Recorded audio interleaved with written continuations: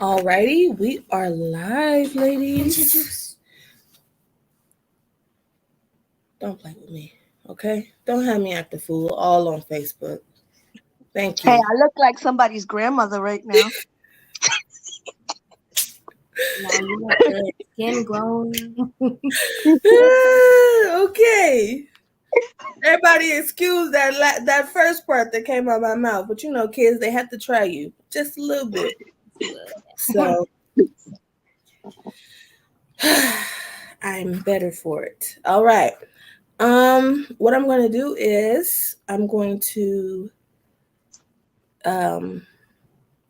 I'm going to share this to the groups and stuff like that and make sure we're live where we're supposed to be live at.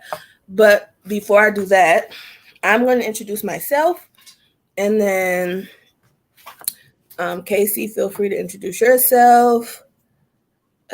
Money, just go down the line. I don't think I have to name everybody here. Oh, look, here goes Tracy. Look, see, I told you she'd be here, Late. but she's here. Hey, Everyone. Tracy. Hi. Hey Tracy.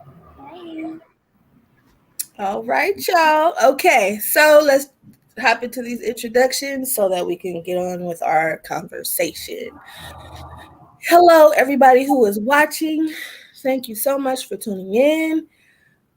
This is so I'm celebrating World Sickle Cell Day all week. Okay, in case you guys didn't notice that, that's what I'm doing. So this is one way that I wanted to celebrate World Sickle Cell Day, and just unity and solidarity with the lovely women who live and fight with this alongside of me and who work with me, and also new faces who are here to share their light and opinion. So I'm super excited about all of this. So if I get a little bit too hyped, just let me live, okay? Let me live. That's gonna happen right now. Well, again, for those of you who do not know me, I am Shay Breon Howard. I am, aka Shay Brown the Advocate.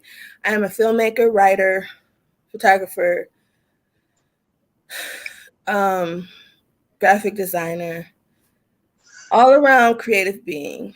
I love creating things. I'm also a sickle cell advocate. I'm also a mental health advocate because your mental health is super important. I can do everything I can try to do to be healthy, but at the end of the day, if we don't got this right, nothing else is going to be right. Okay? How So, old are you? other than that, my mother also had sickle cell. She passed away from complications of sickle cell when she was just 25 and I was 7. I am also the mother of a beautiful trait warrior, and she is 8 going on 9. It still blows my mind every time I say that. I don't even want to say it out loud anymore because I feel so old. But yeah. Yes, you are. You still Hey, didn't say your age. I'm 32 years old and I live with sickle cell anemia. SS. Okay? You feel better now? Good? Yes. Yeah? Let's not start today, okay? Let's be Don't good. worry, I will. Don't show out in front of company, okay? What is happening? Okay. So that is who I am in a nutshell. And I'm just gonna pass the mic over to Casey so she can introduce herself and I can share the video. Go right ahead. My name is Casey. I'm 29 years old. I have 2 children. I'm from Norfolk, Virginia. I help out Tavon with Sicker Than the Rest. I'm one of the admins of that group, sickle cell advocate. I'm nervous. I don't know why I'm so nervous because I'm a talker. So I don't know why I'm nervous. I have sickle cell SOA rap. I'm a unicorn because everyone always say, I don't know what that is. It's just a rare type of sickle cell. So I love, letting people know my genotype and bringing awareness to our disease and what we go through and just being unified as a whole, letting people know that we are strong, we are warriors, and we do things. I'm a dental assistant, so I work with children. I clean teeth all day long. um, so smiles are my thing, and I love all the ladies' smiles today. And that's a little bit about me. All right, awesome. Go right ahead. All right. My name is Armani, or Armani, a lot of people call me. I'm 23 years old. I have sickle cell SS. I currently live in Hawaii with my husband. I don't have any kids. Um, let's see, I own a business that I started up last year, geared towards marketing and virtual services that I would love to expand out and teach other warriors how to start their own online business. I'm very new to this. I've never done anything like this. Shavrian has introduced me to like a lot of advocacy, and we've been having a lot of talks. So this is like my first step into getting into advocacy more and learning more from you guys. And yeah, that's about it. All right, Tracy. Trey. Hey everybody, I'm Trey Icart. I'm 34 from LA. I have sickle beta thalassemia, and I'm an artist, photographer, and sickle cell advocate.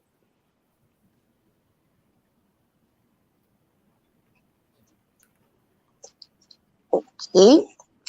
I'm Aisha Brima. I'm gonna be 36 soon. I'm from New York. I'm a photographer and an artist, and I also write. I have sickle cell SS, and I try to advocate.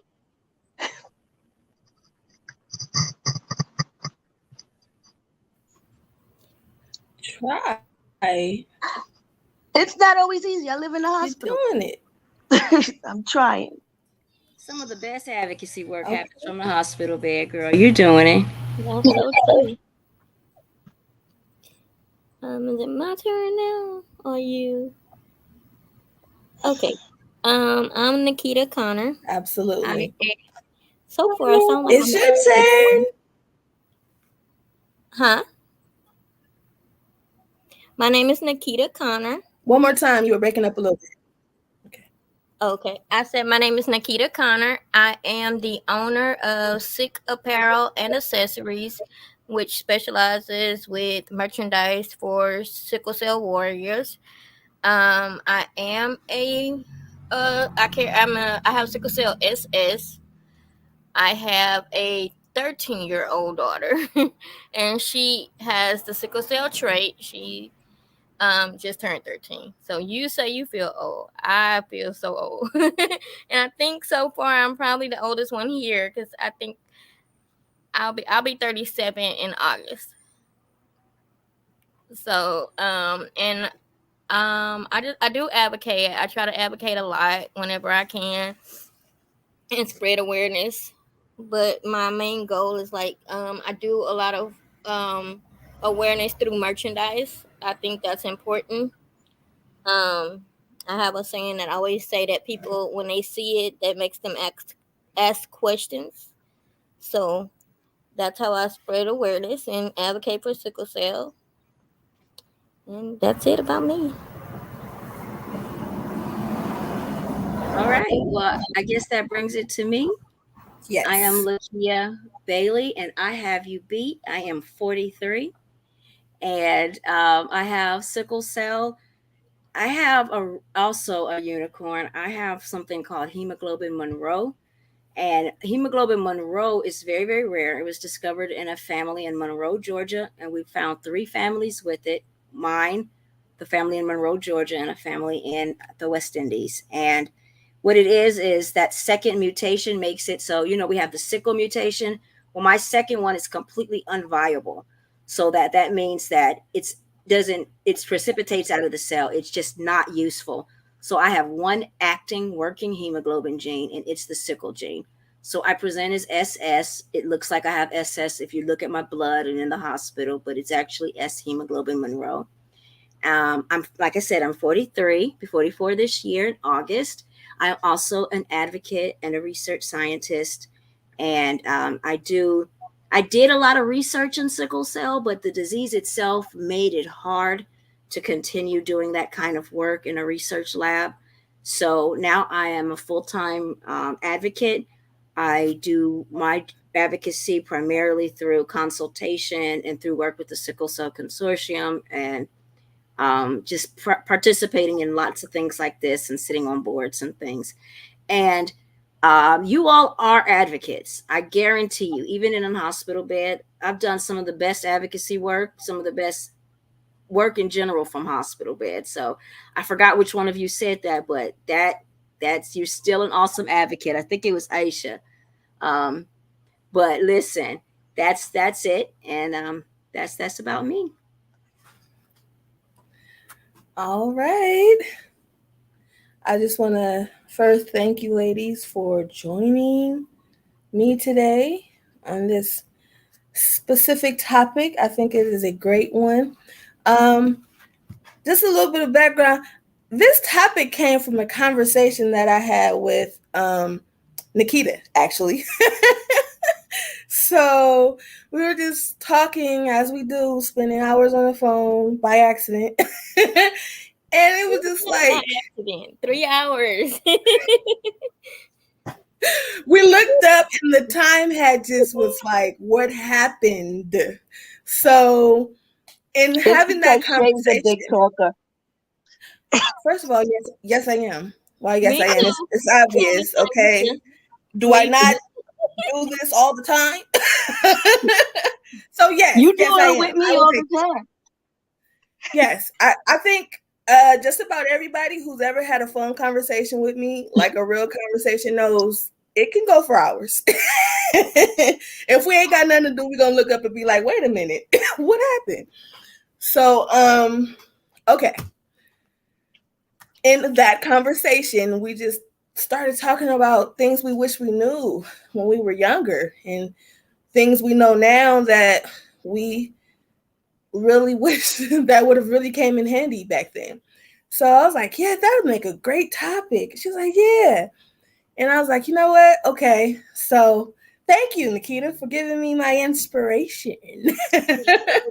Yeah, let's do that And one. That's gonna be the one. She was torn between a couple of topics, but yeah, that's it. yeah, well, you helped me a lot. So thank you again. Um, okay. So the topic at hand is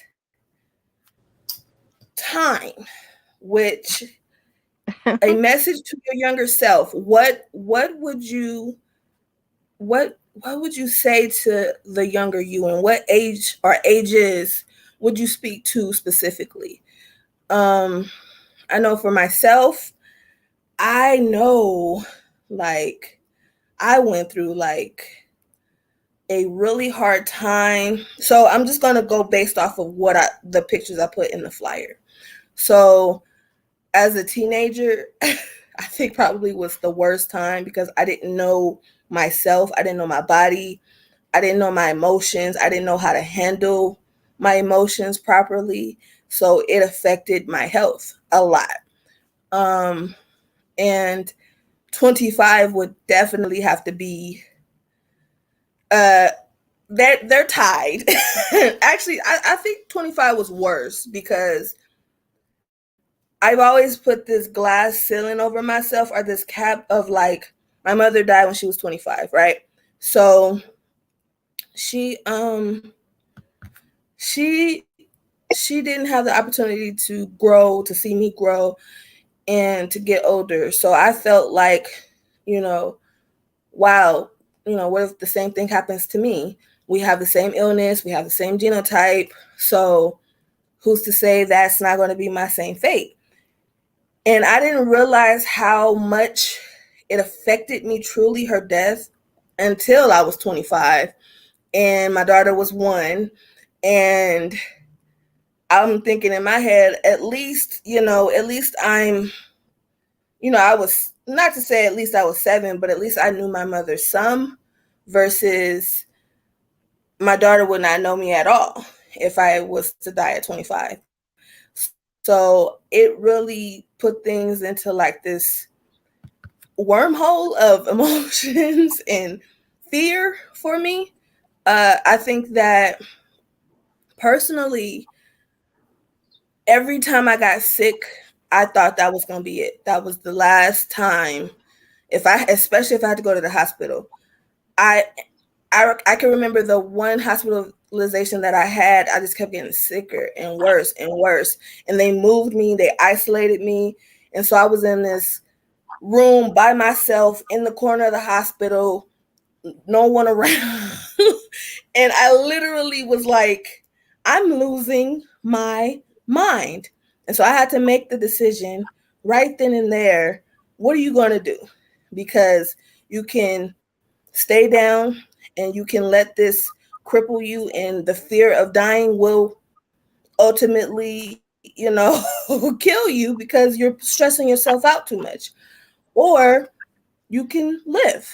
So ultimately, I was forced with a choice to not just exist with sickle cell, but live. I had a quarter life crisis. I did. And that's a real thing. I didn't know it was a real thing until it was a real thing for me. So I would definitely go back at 32. I would go back to my 25-year-old self and grab my hand and look myself into my eyes and say, it is going to be okay. If you only know how much greater it's going to get for you. And that is one of the main things that I would say, as far as this topic goes. So I just want to hear from you ladies about, you know, what age would you go back and speak to? What were your experiences? And, what would you tell yourself? And feel free, just jump in. Um, time is my trigger word. This is Cassie speaking. Time is my trigger word. And if you ask any of my friends or family, I don't say the word. I don't like discussing time frames. I don't like scheduling anything. I always say I'll be there. Don't give me a schedule because I don't want to, let you down. So time has been a trigger word for me. Um, and it started at a young age, going to doctor's appointments, going to transfusions, and hearing the things that the doctors would say to my mom. We're smarter than they think, kids, at the time. We understand everything they are telling our parents. We understand more than they think we understand.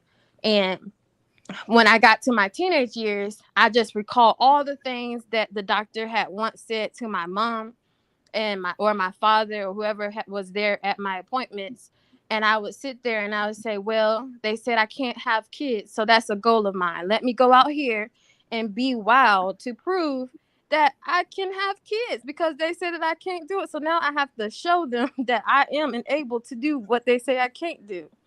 And I would do the same thing with school. They would try to put me in IEP and try to keep me behind from my peers. And that, I'm thinking to myself, I don't have time to repeat a grade. I know what I am doing. I just have a lot of absence. I don't need to repeat. I don't have time to repeat a grade. I'm trying to get to my adult life. I'm trying to live. I can't live if I got to keep repeating the same grade. So that made me want to go to summer classes, pick up extra classes, pick up different degrees, pick up different like programs and different things just to prove that, hey, I can finish school, I can do this, and I have time to do it. Like I have time is, I'm going to do whatever I want to with this time that they say I have. So I got to make sure I get all this stuff down packed before my time was to come. And I know that sounds very, harsh to say, but I would say at like maybe 13, I realized that it's okay to not fear death. But that's why I had this time goal. Everything was, I have to do this, I have to get this completed. And if I could go back to my teenage self and look her in the eye, I would tell her, you have plenty of time to have kids. You have plenty of time to finish school. You have plenty of time to find your king your husband. You don't have to rush. You don't have to, try to settle down with the first one, because you have time. Take your time. Get to know yourself. Get to know that person. It's okay. Don't let the fear of what doctors have told you rush what your life is supposed to be, because at the end of the day, God has the final say. And as I got older, my religion relationship, built me a little different. And recently I have lost a lot of friends that have had, with sickle cell, and I realized they did everything that they were supposed to in their time. They accomplished everything they want to. So then I realized, okay, I need to stop making goals, because all I'm doing is getting myself closer to my time. And everybody's like, what are you talking about? If I check off everything on my list, I rush my life. I rush to the finish line. I did it because someone else said that I couldn't, instead of doing it because I am able to do it without peer pressure or PTSD pressure from the hospital. So I would just look her in the face and say, you have time. Don't let them put a time on you. You have plenty of time. Awesome. That is so so so true. Cassie, what you just said, like that was me. That was what you said was me 110%. Like me believing that. Okay, I heard that at 16, so it was like, okay, at the rate she's going, she's not gonna make it past 16. So of course, yeah, if you hear that as a child, that's fearful. So you're thinking every day, 14th birthday come, okay, I'm closer to 16. 15th birthday come, I'm closer to 16. 16th birthday comes, like, okay, now I feel like I'm on borrowed time. So everything that a person should accomplish within those years, I felt like I had to rush it because I didn't know how long I was going to be here. So I made stupid decisions. I made stupid choices. I was so stupid as to go and get married to my high school sweetheart unannounced to anybody because I felt like I didn't have I don't have the same amount of time everybody else has. So, you know, and then I was the type of person that I believe that you can find love and be in love forever and this, that, and the other. And he had me so brainwashed that I went with it because there was something that I had already put in my head that that's what I wanted. I want to be married. I want to have children. I want to have a family. I want all this before my time is up. So I think it was like a forced entry for me. And that wasn't even the case. So like now I'm I'll be 37 years old in August. I'm no longer with the person that I rushed and got married to because I thought I was on borrowed time. I'm no longer with them. I don't even communicate with them. You know, moved on with life. I had that heartbreak, moved on or whatever. Now I'm married and I know what love is.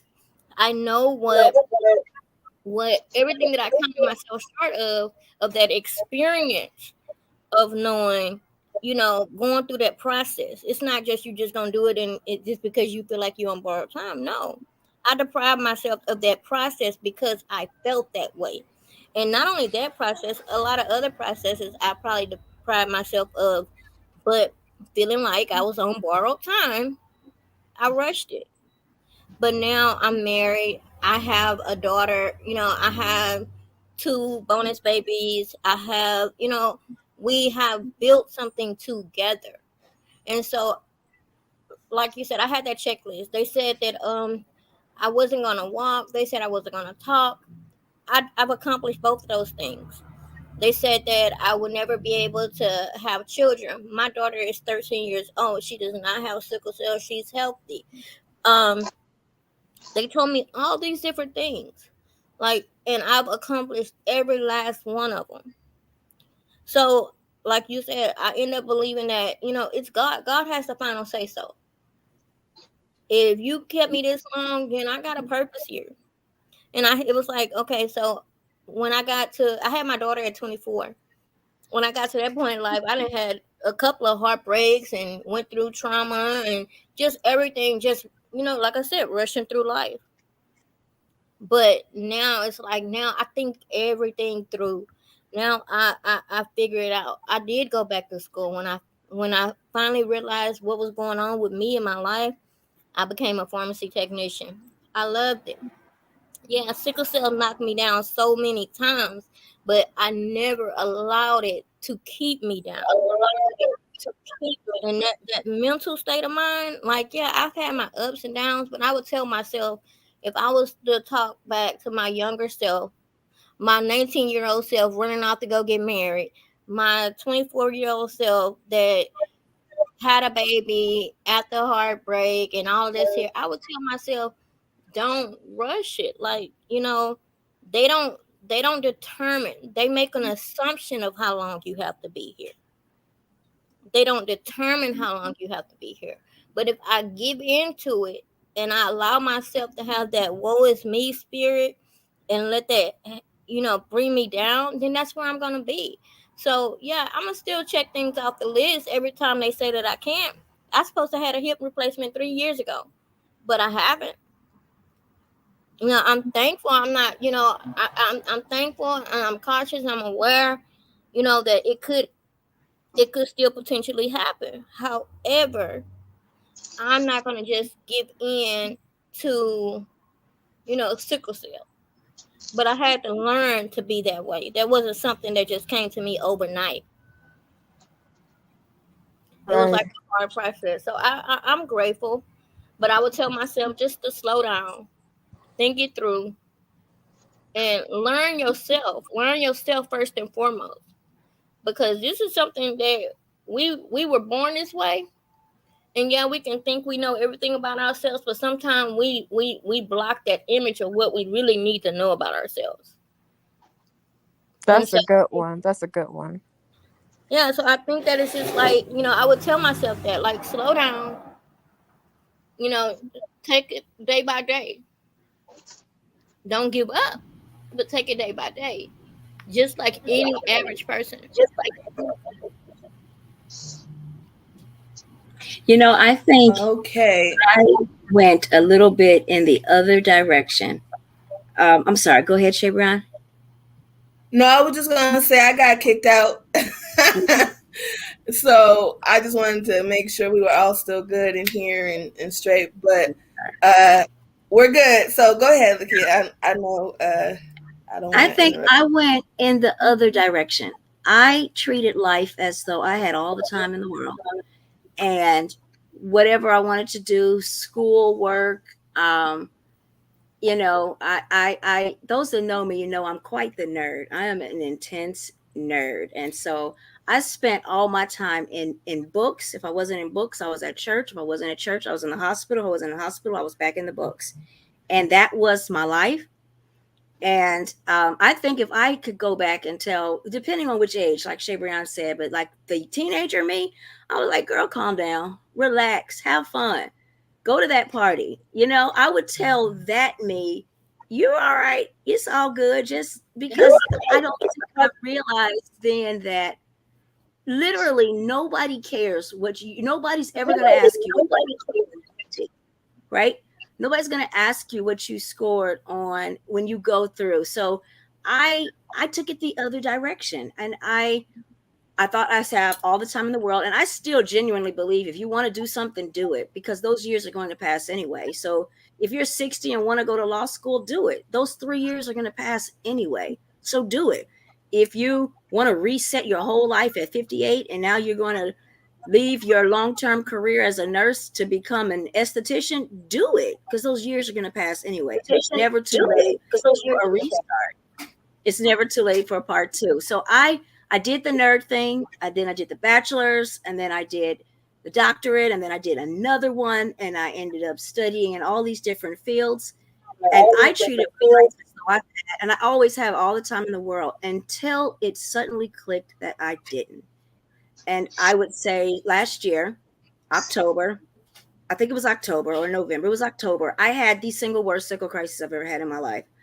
And I always thought I knew what my pain scale of 10 was. Turns out I didn't have a clue. I was reintroduced to a 10. And it was clear that this was the kind of crisis that was going, it had the potential of taking me out. And that I realized that I wasn't worried about the consortium or the organization that built. I wasn't worried about what was going to happen with my family. I knew they'd grieve, but they'd get better. The only thought I really had in my mind was, does my family know where my life insurance was? But when I finally got better and I finally was able to open my eyes and was conscious again, it was like, okay, I don't have forever. Maybe I don't have another 50, 60 years. So that is the exact opposite of what everybody else is here is saying. I always treated life as though I had all the time in the world until finally I realized, oh, I don't. And if I could go back and tell like 30-year-old me, because 15-year-old me needed to just relax. She needed to get a boyfriend and make bad decisions. She needed to, you know what I mean? She needed to develop some regrets that she could look back on later. She didn't do any of that. This is gonna sound horrible, but I told a friend of mine, I skipped my whole phase. I didn't get a whole phase. I didn't get a wild phase. I Me didn't neither. do none of that. I skipped it all. So Oh, for sorry. me, uh, I would tell 30-year-old me though, you aren't invincible. You don't have all the time in the world. So now you need to start paying more attention. Every crisis you have is adding more damage. So take the medicine. Stop being non-compliant. I would tell that me, take the Jadadu. It wasn't Jadadu yet, but it was iron chelation. I would tell that me, stop taking advantage of your health because you do not have forever. Because I did, and I let it all slip by until it built and built and built until now I need a bone marrow transplant. So I would have told 15-year-old me, girl, go make bad decisions. And I would have told 30-year-old me, now it's time to take your health seriously. I think that's how I kind of approached it. And I so it sounds like I'm not the only one that skipped their whole phase. I, I did. I resonated for most people. Just kind of differently. Like when I was little, I didn't get sick much. I mean, I've even had people question if I really had SS just because, I was rarely sick. I was on top of my water. I ate really good. I was really healthy. My mom's a nurse. So, and I'm the only one in my family with sickle cell, but it was almost like she knew what to do. And it wasn't until I was in the eighth grade, I was 14, I believe, and I was diagnosed with AVN in both of my hips. And I guess because I was so young, no one here in El Paso, Texas, wanted to operate on me. I even traveled to Dallas, and everyone was like, "No, you're kind of too young. Like we don't want to advocate. We don't want to operate on you." So I had to wait upwards of 3 years almost in order to get both of my hips replaced. And after that, I actually went through a very nasty infection in my left hip. My scar spans from the top of my hip to the bottom of my knee just because the infection had spread so much. And I think from there, I became the most cautious I have ever been. And I think I still am. So I didn't really get like my high school experience. I didn't get to do the things that I guess normal kids would do. I was very cautious. I wouldn't even go and have fun like on a playground just because I was so worried about the consequences or what could happen even if I made just the wrong step. So I think one of the things that I would tell my younger self is to stop being fearful because I think I'm even fearful like to this day. Like I mentioned, I was the only one, or I'm still the only one in my family with sickle cell. Thank God my mom is a nurse.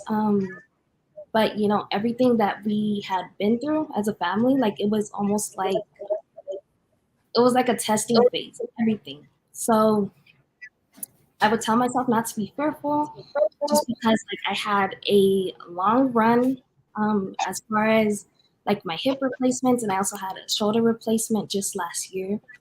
And I think also to know that I wasn't the only one. I was actually introduced to the sickle cell community. I want to say in 2018, and CJ, may he rest in peace, was actually the first warrior that I ever had spoken to.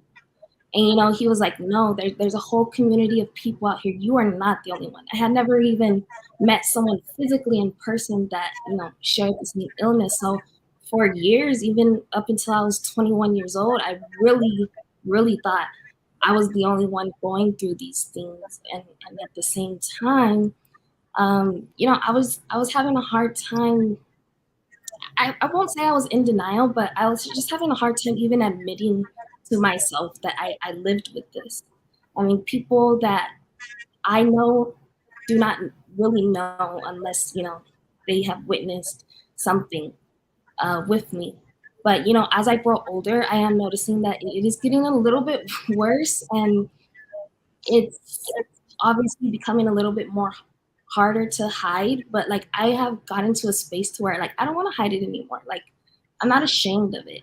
um this is something that I didn't ask for. Nobody asked for this.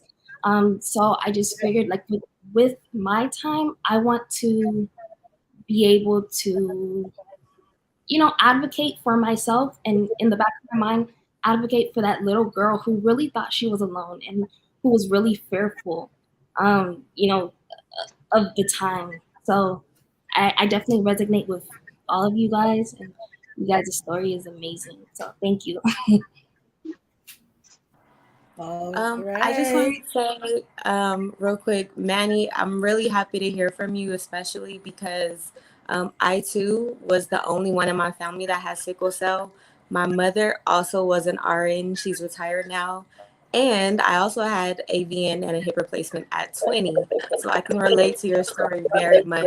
Oh, And it wasn't until I was maybe 27 that Shay Brian was one of the first people I met with sickle cell that became my friend. And I too was introduced to the sickle cell community. But as far as things that I wish I would have done differently, I wish I would have taken the initiative to find more resources and support groups that are out there when I was much younger. I wanted to advocate, but I didn't know how to get involved. And I was actually discouraged by some of my mentors that didn't even know anything about sickle cell. They told me that I needed to, who was it? That basically I needed to learn how to take care of myself before I helped other people. But in turn, if I would have listened to myself, I would have learned that I could learn from other people as well as they can learn from me too, from my experiences.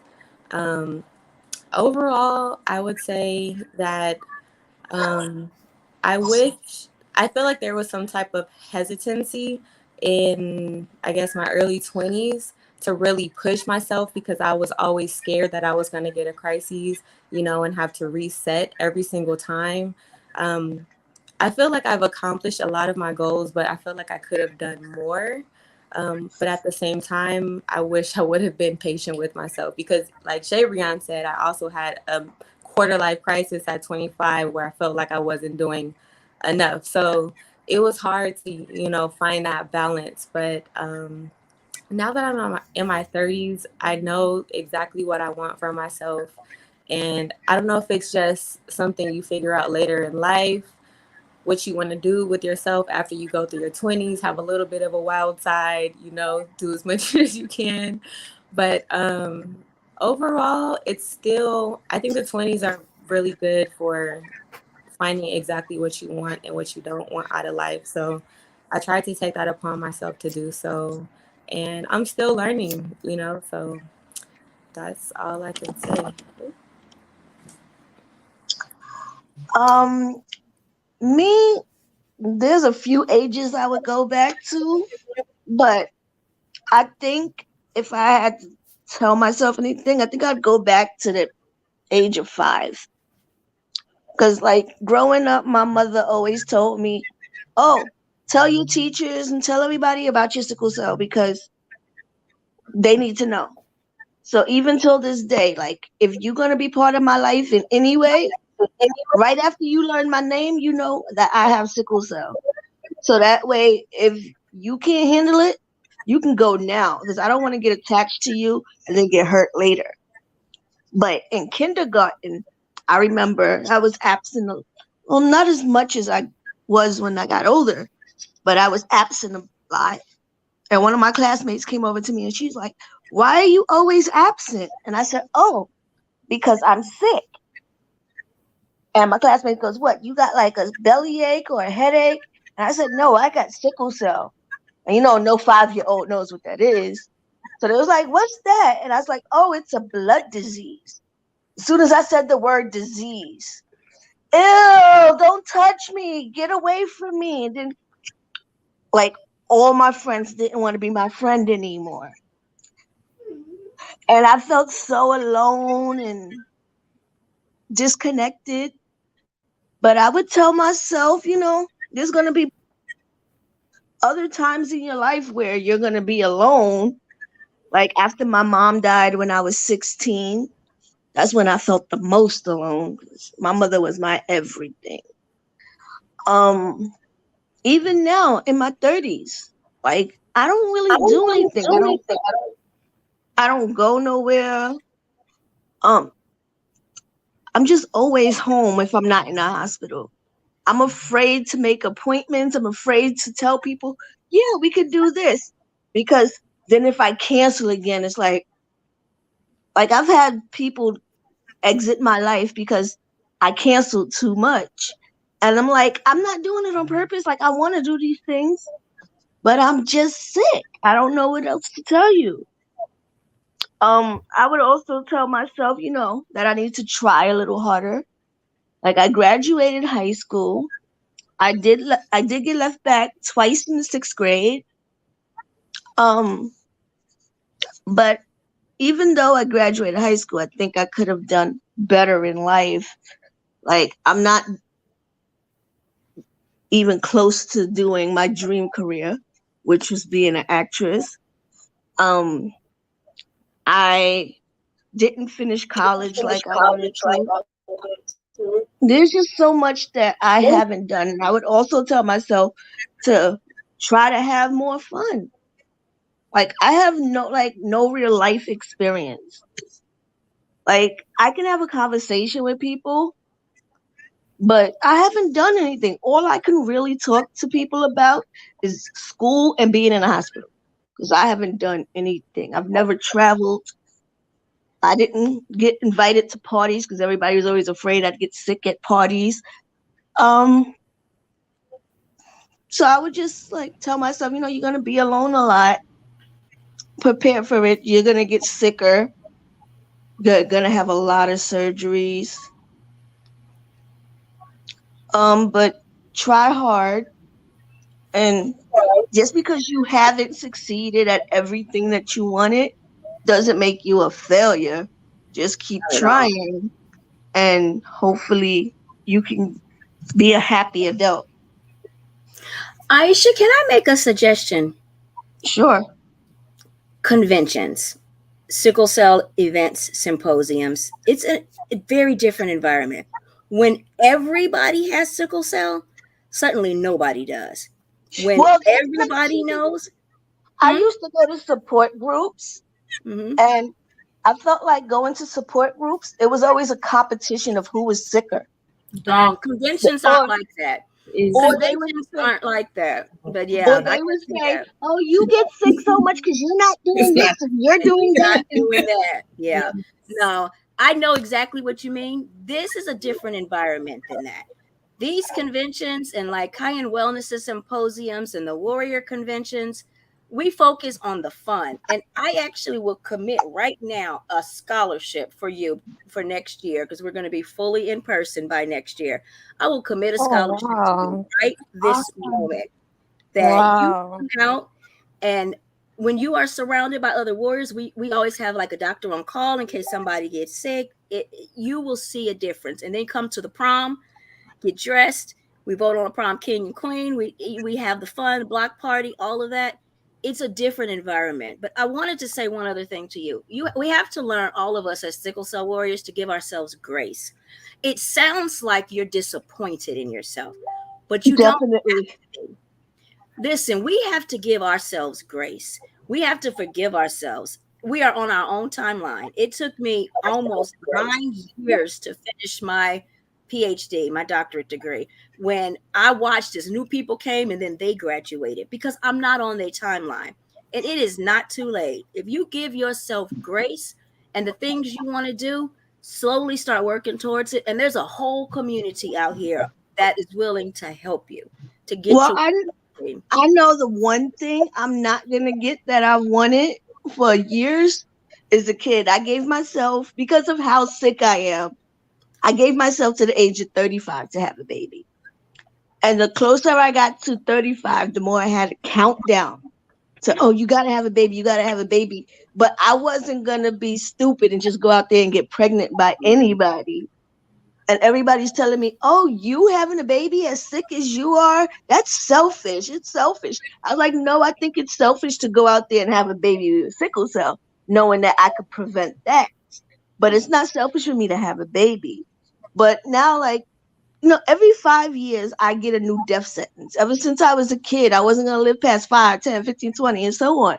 So now the new death sentence is 40. But it's like, if I die, I die. But I don't want to, like, knowing how I felt when my mom died. I was so lost and alone. And even now, I just get depressed sometimes just thinking about her.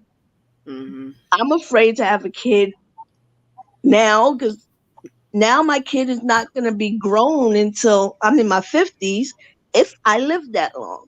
So Well, you I got a don't. lot of mothers here that can talk to you about that. I ain't trying to I have was nobody's just about baby, to but you're on say, here. I was, they Like, told I don't me, want to have a Listen, baby and my okay, baby's just thrown out there, or the state tries to take my kid, or the father tries to take the kid. I don't want my Aisha, kid but to I just think be. that you're inside of your head. Like a lot yeah. of that, it yeah. sounds like Mhm. because I was told the exact same thing that I couldn't Mm-hmm. carry a baby. Even when I was pregnant with my daughter, they said that either me or my daughter was not going to make it. The doctor sat there and told me that, and I can remember boohoo crying. But then I had to remind myself, like I was brought up in the church, so my religion is very important to me.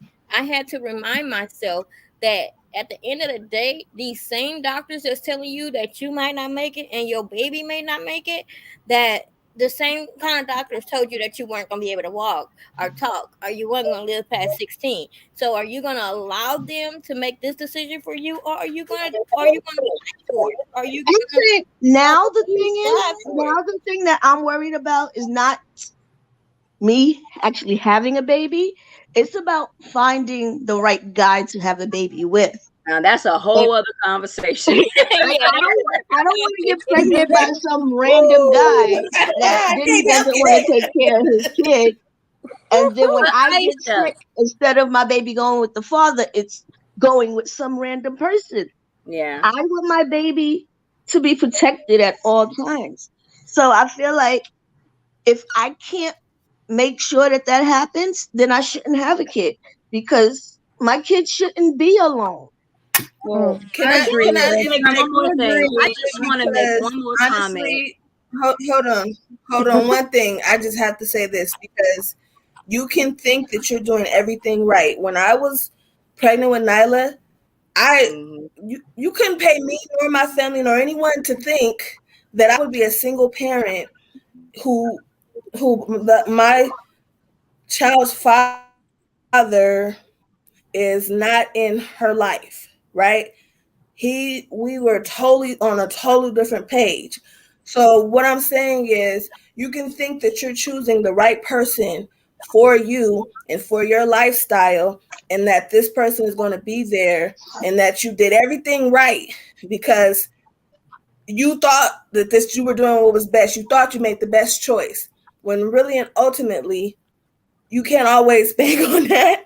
And I don't want I feel like that's a misconception a lot of times, especially with sickle cell patients. You know, they're like, oh, it has to be right. It has to be the right person. And you're right. You have ways of knowing, but you don't always know because you can choose the right person. And then what if you outlive that person? You never know what can happen, right? So what I want to say to you is I understand what you're saying, especially you're speaking from fear. Um, a lot of it is your fear, and a lot of this is why would she have me if she knew she was going to die? Why would she have me if she knew how sick she was? And to the point where I would get so angry with her, and I didn't understand. And it wasn't until I wanted a child for myself until that light came on and I realized my mother had the right to have me and to love me and to be loved by me. And regardless of how much time I had with her, I know for a fact that she would have done anything in the world for me, that she loved me unconditionally. There was nothing in this world that could make her stop loving me. So I get how you feel and I understand where you're coming from. But, at the same time, I'm not saying, oh, just pick the first person. No, I'm never going to say that. What I'm saying is do what's right for you. And I don't agree. How do I say this without, I'm not even going, I don't agree with doctors. I want to say 60% of the time about a lot of the things that I they don't say either. that isn't correct. Like when I was told I wasn't going to live past a certain age, and they were like, oh, sickle cell patients, especially women with sickle cell, don't live past 40. I took that as a personal challenge. And my first documentary that I filmed was when I was 18 and a senior in high school. That was my senior project. I was able to find sickle cell patients, women living with sickle cell who were 60 and older. And I interviewed them. And when I tell you that changed my whole life and my whole perspective on time and living and really dealing with this illness. So never let 5 years, they could trash that because that don't have nothing to do with you. That's their brain. So I think she got always, lost signal. I think she lost signal. yes, I see it now. Um, I don't I know if think she could all hear of me. y'all mothers are like definitely preaching to like people like me too, because like I've also had like I have this fear of like being pregnant and carrying a child, mainly because like I just can't get blood transfusions anymore. I have like a hemolytic reaction every time I Me do. So too. doctors have told me, oh well, if you do, then we'll have to do this, this, this, this, this, and it sounds like a scary process. But like listening to you, Aisha, it really sounds like the inner child in you is like earning for a lot of these things, and you think that you don't have enough time. You definitely can do all those things, especially going back to school. I went to school straight through. I went ahead and got my bachelor's, and I was gonna go to law school. The only reason why I didn't was because I got married and moved with my husband to Hawaii. That's still like on my books, and I just feel like the inner child in you wants all those things, and you can do and obtain those things. You just really have to do it. Like I know you had mentioned Have traveling. this That's one of thought in my head that like you're supposed to achieve certain things by a certain age. No, oh, no, no, And no, no. I just haven't done half the things that I've wanted to achieve. None of that is Like true. because you still I have a lot haven't to had show my for whole it. phase. I haven't had my stupid phase of going out and doing stupid things. Let me tell you my story, okay? This is I your just have to jump in here. You know, every one of you have a piece of my story. It's Not the Felicia, whole aka thing. Mama Fifi. I'm 55 years old, yay! And I'm finishing up my doctorate, yay! And it's taken me what? Good job. It's like from when I started to now, maybe 5, 6 years have passed, and I haven't finished yet. But I'm not giving up. Okay, so I let me know just that's tell right. you, please, people, understand. We have to understand, and that's why I'm here. And that's why I'm here as a warrior. I'm here to give services too, because when we're in our heads, this is what we do to ourselves. We are the first judge. Hmm. We are the first judge. Can't nobody judge ourselves like we do. And I just want to be an encouragement to you, Aisha. You have time. Come to your community. Do what is that Lakia? I'm sorry, Miss Bailey, if I said your name wrong, but that scholarship, I would definitely take it. There's many ages I can go back to. I can go back to the age of 4 and say run, because that was the age I got molested. I could go back to the age 6 when I first got diagnosis and say, what the what the hell is sickle cell? What that mean? Like, help me, please, like to understand this. I can go back to the doctor saying you won't live past 21, the age of 21, and tell my young self all these things. But the age that I would really go back to, and I also had an experience at the age of around 26 where I did what the young lady did. I got married. I got married. I didn't make no announcements. I didn't tell nobody. I went to Vegas and I got married. And I was like, I was married now. My family was so mad. My family was so mad. Like, what? Because they got dreams. You know, your family got dreams to be a part of your life. And I just totally took it away. Why? Because just like everybody else, I don't I don't know about this time thing and scheduling things. I might not be there. I might be in the hospital sick. So if I would have scheduled my wedding or planned it, I probably would have been in the hospital for my wedding. So that was my thinking at the time. That was my thinking at the time. But I got my own help. I sought out my own therapy. I worked out my own issues. And we are powerful, beautiful queens. As a female, as the feminine, as the goddess we are powerful beings. And we have to get out of our head and into our hearts and follow those desires that we have. Now, there is fear, but fear is a good thing. Not the fear that's false evidence appearing real, but the fear that gets you to think and that challenges you to do something different. So, all of those things that you hope and you dream about, put some action to it. It's just asking you to put your foot in the water. You just have to put your foot in the water and test it out. Don't be afraid. We only have this one life to live. We are not sickle cell. We are having an experience with sickle cell, but that is not who our higher power made us to be, you know. So I want to encourage everyone to make sure that you sit down within yourself and find out what you really made of. And then you communicate to people what you can do. I just tell people, if I'm not feeling today is not a good day for me. And then I don't care what other people think. And if they're not my friend and not going to stay around, that's on them. I love myself. And that's the other thing. We got to love ourselves. We can't be what other people expect us to be. We got to identify and really know who we are.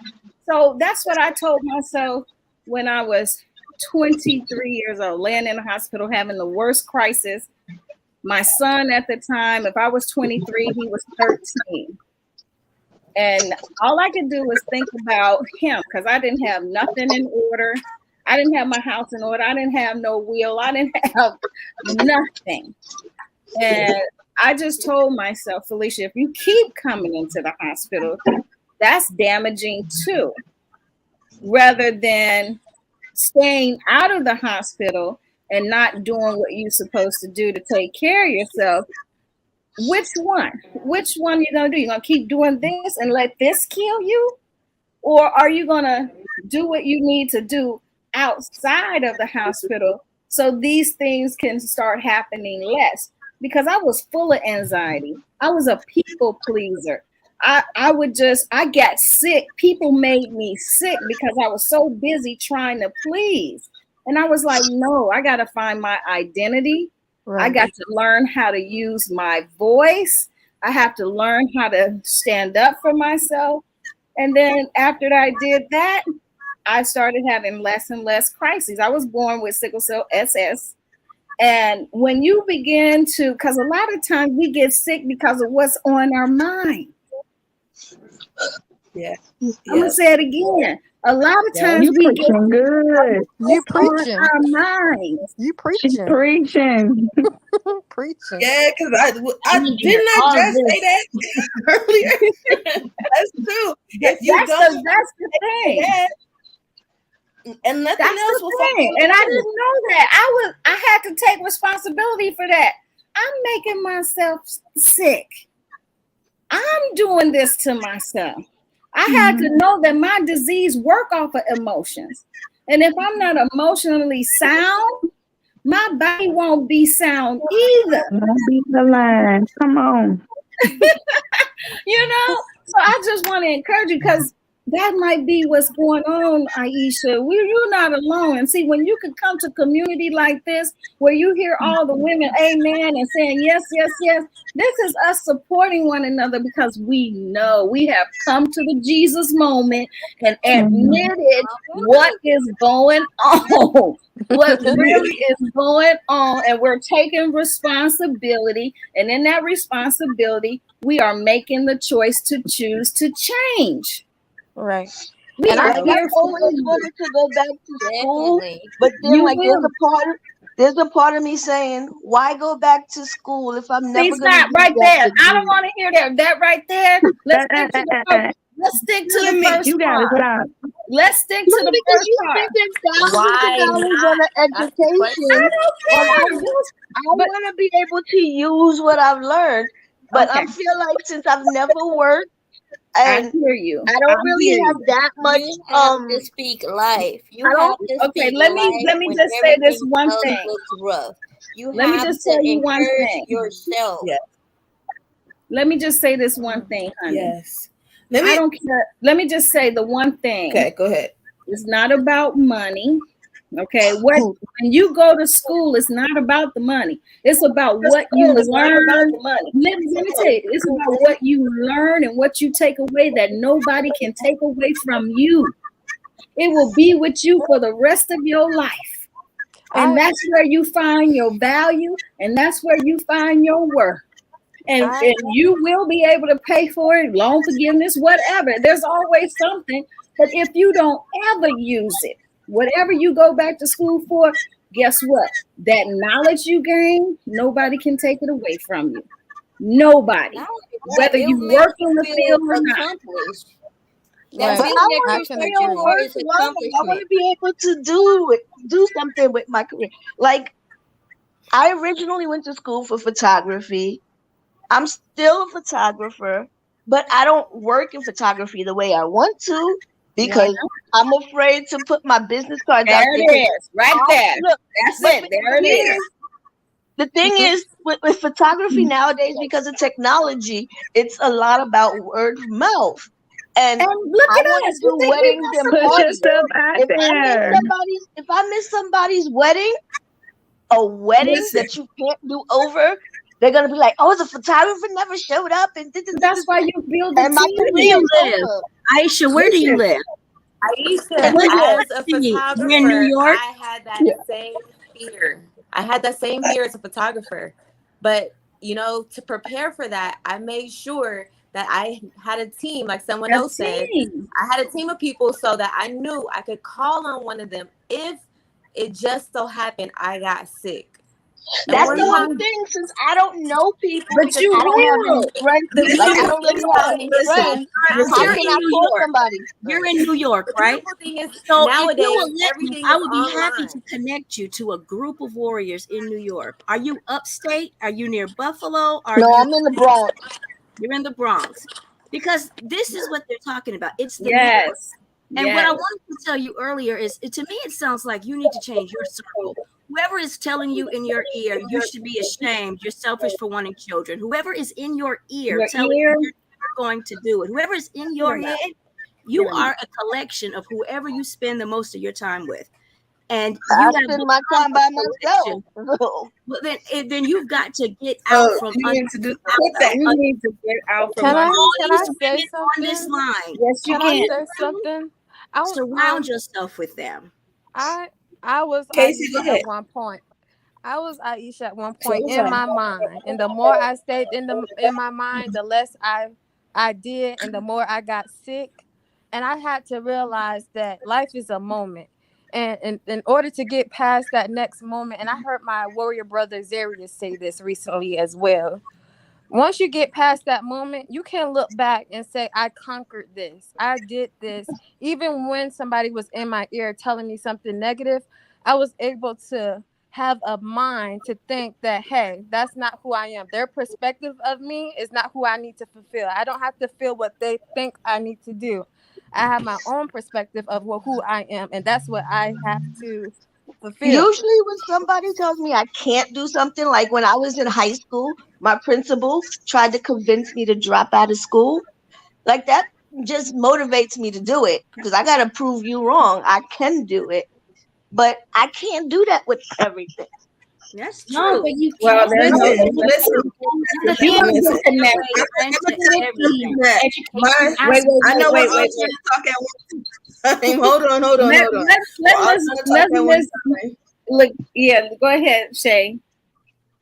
Okay, we're all trying to talk at one time, and I get that, where what she's We're saying very is hitting excited. us in our spirit, okay, and I get it. So we're very fired up to talk, but I just want to make sure that we're all having the Being chance to heard. say what we to say, being heard.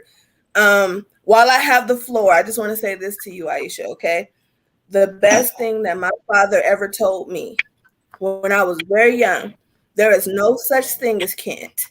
I was not allowed to use that word. I was not allowed to say I can't ever. If I said it, I got in trouble. Okay? So I think that put something in me that made me think, even when I was exactly where you are, I was telling myself, come on now, I'm an orphan. My parents died when I was young. I was telling myself, I'm unlovable.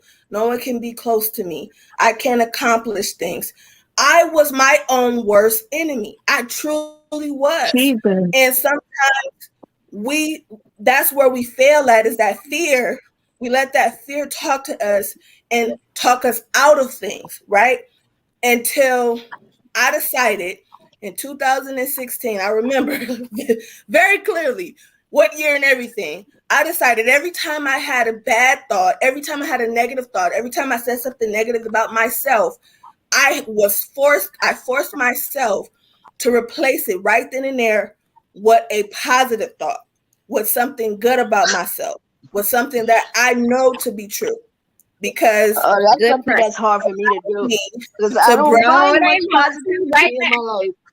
I don't see much positivity in my life to do that. Like I've tried having a positive box, and it's just like I don't see anything If you don't positive. have if you Like don't I'm have in the the hospital power, every 2 weeks. This first sucks. first of all, you're if one of the most talented writers I've ever known. Okay, let's start there. Okay, you have a lot of talent, Aisha. I'm I'm not I'm not, when I say I'm special, but I'm not special in the sense of I'm not the only one with sickle cell who have talents, who have goals, who have gifts that I can really use to help not just myself, but the community that I want to help serve, right? So at the end of the day, I've known you for years, Aisha, and knowing you and getting close to you, because we are close, and regardless of anything, we've always been honest with each other. And knowing that, and knowing who you are and who you truly want to be, I'm telling you, every time you say, "Oh, I'm not," you are, because I've co-written poetry with you and went back and was like, "Wow, this ain't me. This is okay, Aisha. You killing it more than I was. I've been writing since I was 7 years old. Since my mother died, I've been let it writing. out, And baby. Tears so are I need you healing. to Let understand. it out. Let it You out. need I'm It's to a okay. crybaby, so pay me no mind. No, no, no, you need no. to, Feel you the need to feel the understand that love. you We're are loved. loving on you. We are Yeah, you're loving on loved. you. Feel it. You're Feel truly it. loved. Let it come in So because you need don't to hear this. We want to support you. You absolutely. know, Lakia is giving you connections. I hope we can get you connected because you need to be connected. And if you don't tap into that power in you to begin to change, you're gonna decline and decline and decline because you keep giving yourself these negative messages. You got to make the choice to change your mind. You I can just do try it. to be God, wait realistic a minute, with let me just, I myself. want you to hear this. Your heavenly father, mother, whatever you believe in, they created you for a purpose and they're rooting for you.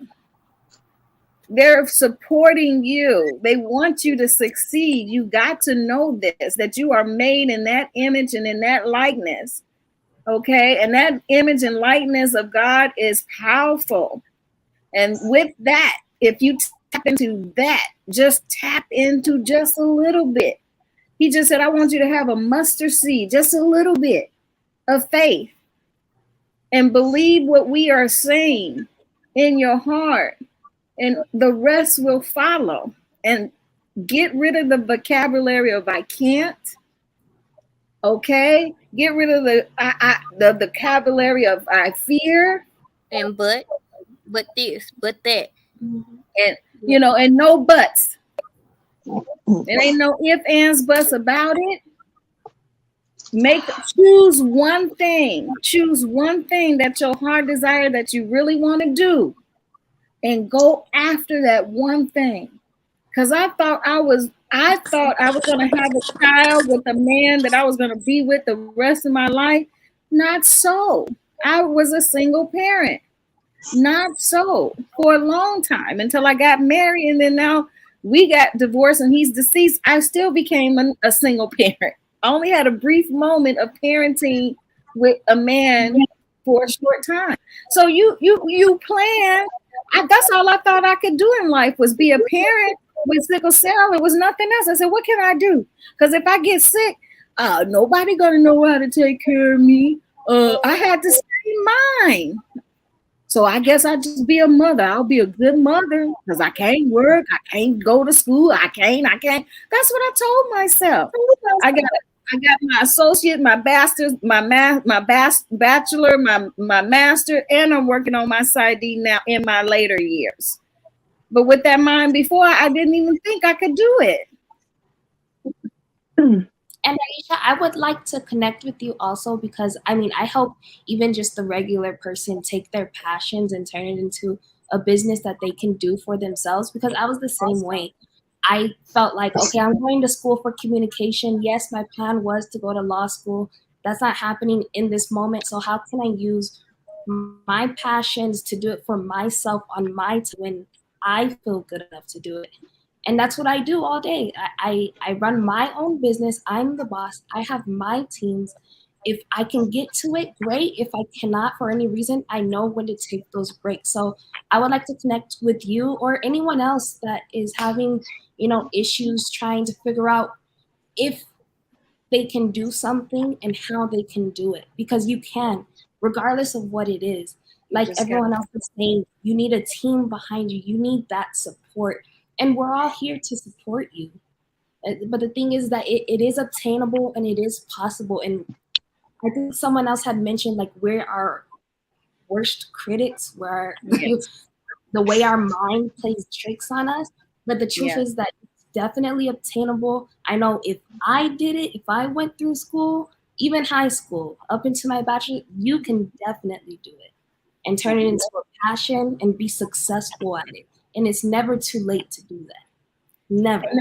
And there's more people out there that really want to help. Like you can get accommodations when you go to school. I was on accommodations all the time Me too. because I get sick. So I had to make accommodations with my schoolwork. They will assign you somebody that can take your notes. You don't have to put all that pressure on you. There are ways to succeed and be successful. Like I got put out of school because I was too sick. That's the reason why I stopped going to school. Because they put me out because I was too sick. I'm That's sorry, but actually And illegal. somebody should then have had I lost Aisha, all sorry my for that. credits. And that's actually college is a way illegal, different Aisha. beast. And College there's is a way different. Americans with Disabilities Act that is in place to protect people like that. Yeah, So Exactly. I love this protected. conversation and I have to go. But Aisha, I am a big fan of actionable plans, and you have been provided with several here. Manny has can help you with the business. I can help connect you with New York and with And other I can help people. you with your mind. I'm a She coach. can help you with the mind. I think that um Yes. there's actionable plans here that can be Yes. worked out. And so, if you're at all interested, please let me know. I'm so sorry, ladies. I love this conversation. You all Yes. are amazing. I have to hop off, but Shay Brian has my contact. We can get the scholarships and all of these things going. And I won't just limit that to you. If we've got other women in here that you do not have a community, reach out. I can get you a scholarship for the virtual convention next month and the in person one next year. So, I think that's important. So let's make that happen. And Shay Brian, what I'm going to do is, Shay Brian, I'm going to hand you a bucket of scholarships. And then Awesome. for those that need them, if you don't mind, they can reach out to you and get them. Is That's that all right? awesome. That's Yeah, All awesome. right. that's fine. Yeah, of Thank course. you for what you have done. All right. Thank you so much for joining us, and thank Such you a for blessing. giving your resources and your testimony to your life. I truly appreciate it. I know the ladies here does as well. So yeah, hope you'll be back one day, and hope you enjoyed yourself. As for, are you ready? You're probably about the only one that didn't have a chance to sorry, my brain. I'm like doing too much at once. To talk about what time in your life you, yes, you. I think you're muted. Oh, Is she muted? she just Uh-oh, what disappeared. happened? She just popped Oh, off? Uh-oh. yeah, she'll be back. She'll be back. Yeah. Okay. Well, that was that was, you stirred me up. You don't get me worked up, Aisha. You know how I am now. I'm trying to calm down. Yeah, You I you like, are know doing how really I strong. know I'm I'm doing. excited to don't see mess with me, what Aisha. comes out of this for you. I'm really excited to see your journey because I think you I can am do it. very I really do. excited.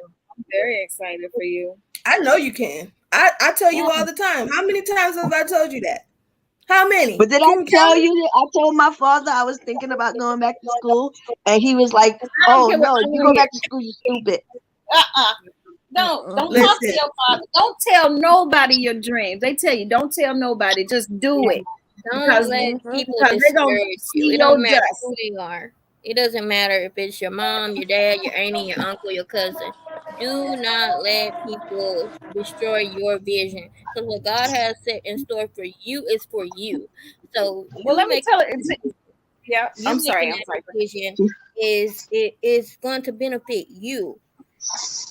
Like it's not for them. You do that for yourself. Self Exactly. help, self love is like the best thing that you can ever have. Like I did. I went through a phase myself where I didn't feel like I was able to get up out of being in a slump. You say y'all didn't go through this phase and y'all didn't go through that phase. Trust me, it is not all it's cracked up to be. I was so stressed at one point in my life that I was in the hospital every month or every so often. Once I let that go and realized that what I had for me and what I could do for myself, and Come not on now. only that, I had a child. When I let all the negative go out of my life, I went, let me tell you, I was one day shy away from being in the hospital, being not being in the hospital for a whole year. But that only came when I let go of all the negativity, all the stress, all the everything that was weighing me down. When I let that go, I was able to flourish. Now I have this is gonna be my second year with my business.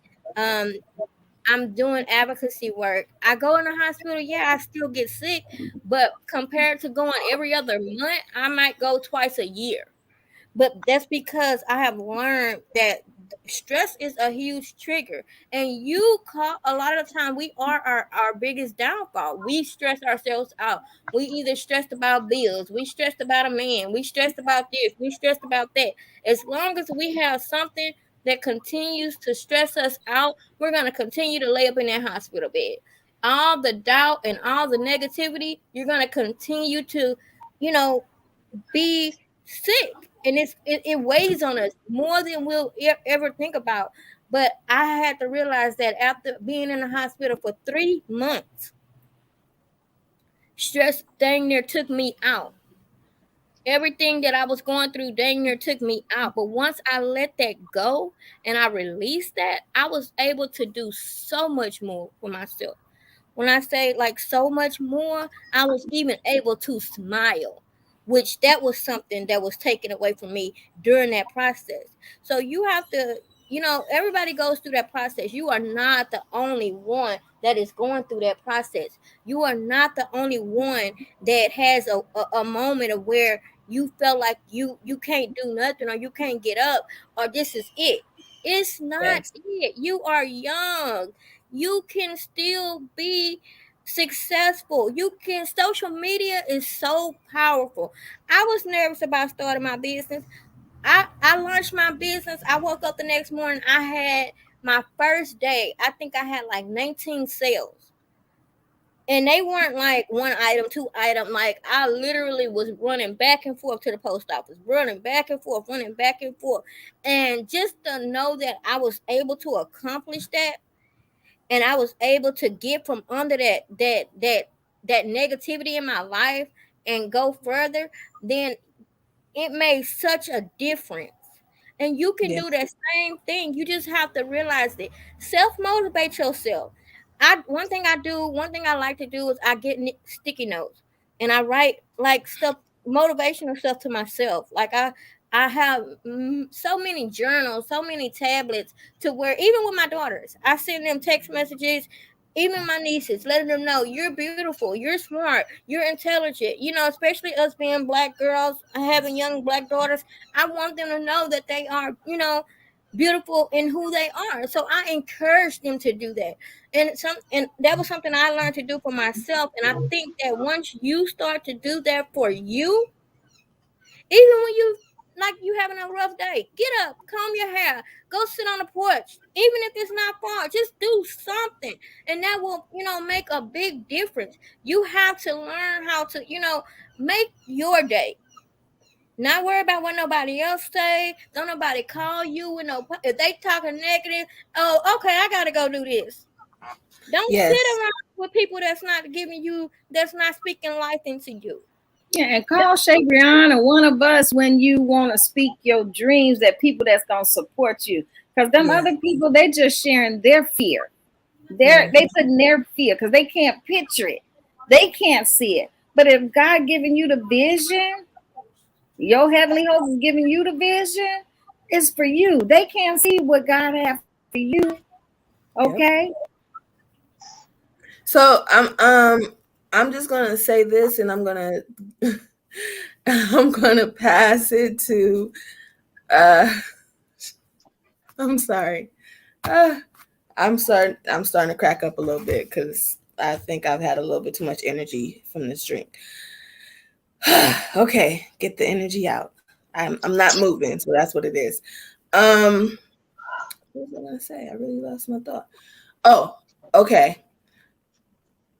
Everything that is for you will be for you, and do not put anything into someone that they can't pour back into you. Meaning, exactly what Mama Fifi said. Okay, when you know you need that encouragement, there is a handful of people that I call when I know, okay, this is not okay. I'm not okay because I have off days too. Still to this day, there's and about a couple of them, few of them is on this live with us right now because I know when I get discouraged, my mission and my goals and what God has for me is too big, and I know that. And sometimes that scares even me. And so I can't afford to call someone that I know is going to scare me out of what God has for me or what's for me. Okay? So in saying that, I know if I'm going through something or even if I'm having an off day, I need to call somebody that's going to pour into me, that's going to fill my cup, that's going to give me the encouragement that I need because there are days that they may call me and they may need that from me because that's just who I am as a person, usually. But everybody has off days. You know, when they say check on your strong friends, I'm that strong friend that you got to check on sometimes because 9 times out of 10, I'm not going to say I'm not okay. And if I'm calling and I'm saying I'm not okay, it's for a reason. I really am not okay. And I just want you to get in the habit of writing down what it is you truly want to do. And not just writing it down, but write down what it's going to take to get there. Meaning the goals that you have, what you want to accomplish, What is it going to take for that to happen? And stay purposeful on everything that you do from that point forward to get you there. The only difference between me and you, Aisha, is that I didn't give up. I refused to allow myself to psych myself out. I And didn't give up. I'm not saying I'm you gave just up. I'm struggling. saying you're in a position that you are talking yourself out of a lot of things, right? And you don't have to do that. You are placed around people, and you have been for a while, placed around people who will encourage you, who will help you when you need that help. Sometimes you have to step outside of yourself and outside of your head to say, listen, I'm having a hard time today, and I need a little bit of encouragement. I've Look, called you in tears plenty of times. I know you, and plenty of times I have been there for you, and even the times that I couldn't, that I had to face myself and say, I really wish I could, because we've had those conversations too. I really wish I could, but I don't have enough for myself right now. And sometimes you have to be honest with yourself in that position too. When See, I other think that's people my contact problem is you, that I overthink everything and I'm a realist. And so it's like, okay, if I overthink this and I'm just so realistic about this, like I know when I was in school that if I went into a test and I thought I was going to pass it and I failed it, that would make me sick. But if I went in thinking I was going to fail and I passed, then I had something to be happy about. Everybody's like, that's backwards thinking. I was like, but it works for me. no, no, Can that's not. can I say something? I Yes, you hadn't said can. nothing at Yes, all because I just and been that's what I've been trying digesting. to get you to say, to speak. Come on, girl, it's your turn, and also talk about the time. What time you would travel back to, and the advice you would give your younger self as well. Sorry, I don't mean to cut you out. I just wanted you to say all that you had to say. Okay, for those who don't know me, my name is Shaquanza, or you can call me Q. I'm based in Pensacola, Florida, and I have sickle cell SS. I had been wanting to scream through the phone. I remember at one point being just like Aisha. Um,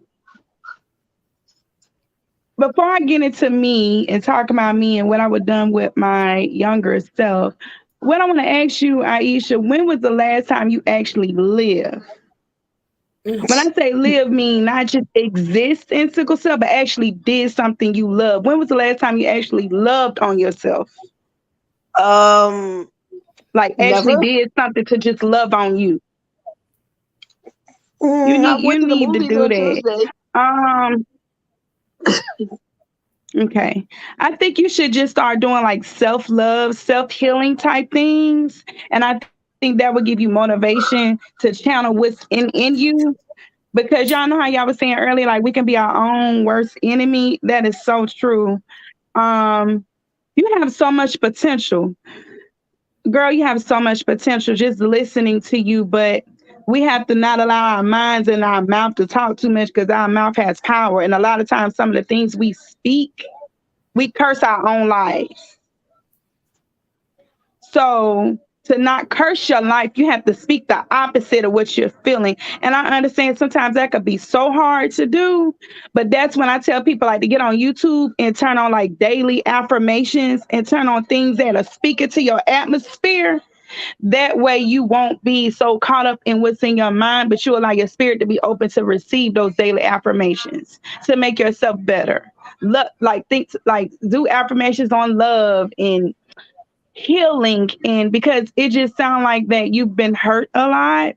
So because you've been hurt and disappointed a lot, you allow a lot of things to get in the way of that. But you have so much potential, baby.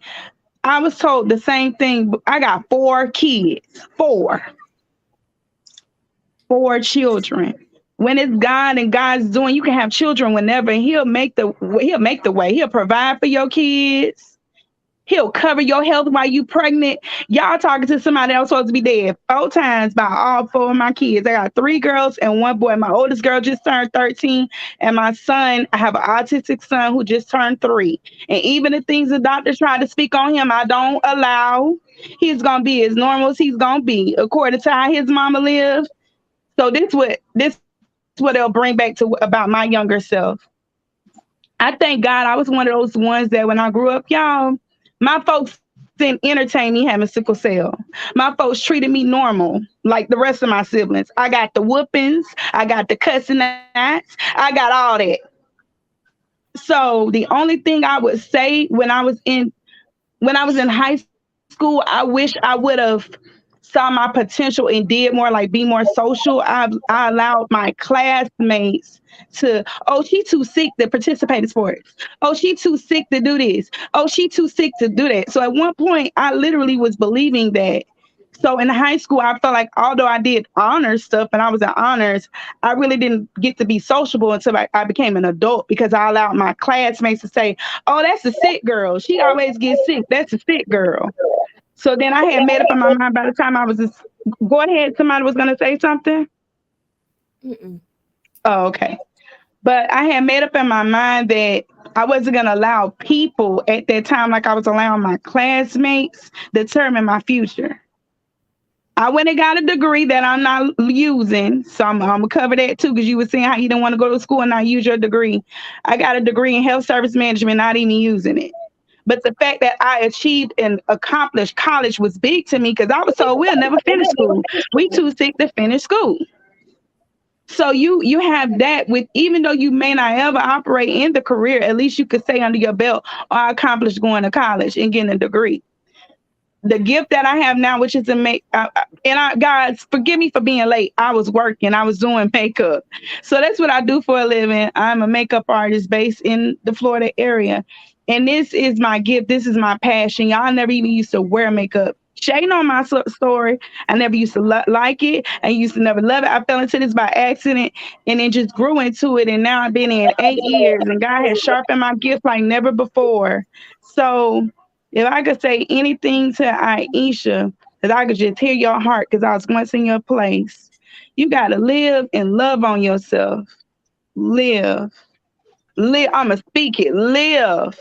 Live. Stop Live and allowing let live. doctors and everybody else to speak deaf on you. They used to do, telling me, they told my aunt, because that's who raised me, I was going to be dead by the age of 4, 10, 15, 27. I just turned 36 this past March. Come on now. Let us all So say I just want live. you to live. I'm saying it from my heart. Live, baby. Live. Live. Love on Yeah. yourself and live. Live. Live. Don't let nobody else dictate your future. Look I up say to God God. and live. Live. And I mean that from my whole Absolutely. heart. And I'm gonna send you my number. If you ever need anything, girl, and I'm not just saying it, I mean it. Shay know. Shay come messaging me, baby. We gonna move the schedule around, whatever. I'm coming. She know I'm coming about my sisters and all my warrior sisters. Hi y'all. I would love to connect with all of y'all and we exchange numbers and all this stuff. I already know Miss Felicia. But the rest of y'all would love to get to know y'all. And if y'all, I don't know if anybody travel, but start planning trips with our sickle cell sisters and do stuff. That's, yep, Like, Um, traveling. y'all, we got to live. Life is too short. we got We to. clearly never had the disease all our lives, so it shouldn't be stopping us from living. I'm going to Hawaii So to visit, man. look, we need to come. What? Yeah, in Hawaii, On that our, girl, we on need to our come there. We gonna come to on I'm our so Hawaii and hang serious. out with her. Look, I already got the invite, so I'm trying to plan. So you think I'm playing? Yep. Right, because I Okay, know you listen, enjoying it over there. listen. I'm I going to really Jamaica want next us month. before we go. Oh, I'm sorry. Go ahead. Oh no, I was just saying I was going to Jamaica. Like I know she was Aisha was even talking about traveling. Like I've come to find like even the more I travel, I learn more about myself and what works for me. So like if I'm going somewhere, I try to look for it, just for those just in case. But I don't let that stop. Yeah. We're like, oh, you Yeah. can't fly on airplanes that long. I'm like, no. I'm gonna take that flight. I'm gonna take that trip. I'm gonna go do this because Come on here. where I said, no, I'm preaching to you. I'm agreeing with you. Live your best life. Yes, that's That's all what we supposed to do, y'all. We supposed to live. We can't. Mm-mm. Let me tell y'all, when Okay, I started traveling, real quick, they told me I was gonna get kidnapped for traveling by myself. I did get sick overseas. They told me I shouldn't even be there. I went 3, 4 months by myself, came back, made it, and it made me stronger than I ever been. I ever even knew I Do could be. you know that's a Versus billion dollar business, putting fear in people's heart when you travel? That's a $1 billion business. When I yes. went to South Africa and I stayed for 5.5 months, that's the same thing they told me. Like, watch out for them. I said, well, how those people look? Do they look like me or you? Because the person who was telling me was white. I said, do they look like me or you? What other people I You're supposed to so watch funny. out for? I did, because she thought I wasn't educated. But my Right. background is in Africana studies, so I know my That's it. about my race. So don't be telling me about my people. So I wanted to make sure she Right. understood. Well, And who do they Aisha, look I like? just want to tell you, there's gonna be so many people that just are can be near or far, whether you know them or they're strangers, that are going Mhm. to tell you what you cannot do. There's so many Yeah. people that are going to be against you, and the I think the worst thing you could do right now is allow those people to come in before you tell yourself that you can do it. There's already enough people against you, so I think it's important for you to feel that you can do it. And they're gonna As long tell as you you're you know crazy for it, you that's to all that do it.